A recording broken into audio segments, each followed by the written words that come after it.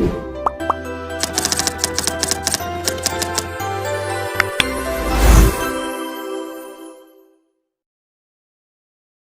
Philippine tarsier ay isang maliit at natatanging uri ng tarsier na matatagpuan sa Pilipinas, partikular sa mga isla ng Bohol, Leyte, Samar, at Mindanao.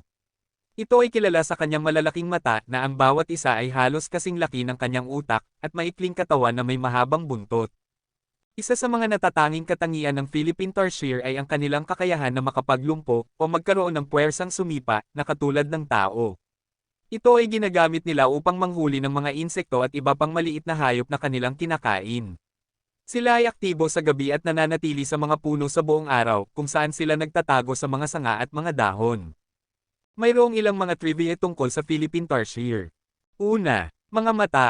Ang mga mata ng tarsier ay hindi gumagalaw, ngunit sila ay may kakayahang mag-ikot ng 180 degrees, na nagbibigay sa kanila ng malawak na paningin para sa pangangaso sa gabi.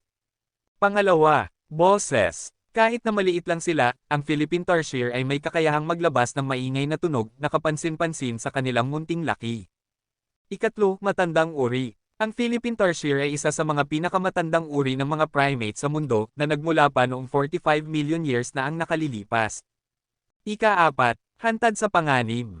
Ang Philippine tarsier ay nanganganib na mawala dahil sa pagkawasak ng kanilang tirahan at pang-aalipin ng tao.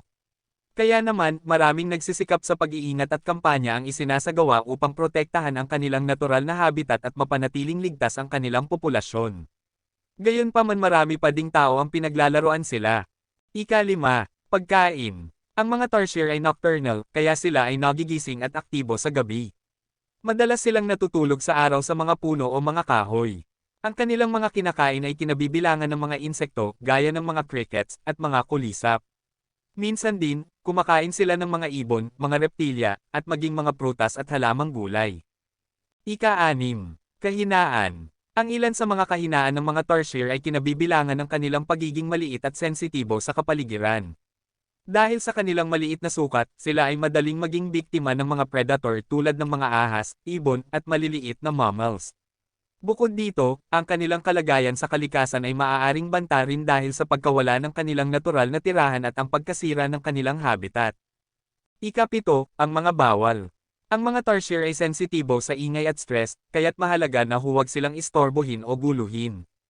Bawal din silang hawakan o kunan ng litrato ng labis, lalo na nang walang pahintulot mula sa mga awtoridad sa pangangalaga ng kalikasan. Ito ay upang mapanatili ang kanilang kaligtasan at kalagayan sa kanilang likas na kapaligiran. Bukod dito, mahalaga rin na hindi sila pakainin ng hindi natural na pagkain, tulad ng mga pagkaing matataba o hindi kanilang kinagisnan, upang mapanatili ang kanilang kalusugan at likas na dita. Ang mga katangiang ito ay nagbibigay sa Philippine tarsier ng isang espesyal na lugar sa kultura at kamalayan ng mga Pilipino, at patuloy silang pinagtutuunan ng pansin at pag-aaral ng mga siyentipiko at tagapagtanggol ng kalikasan.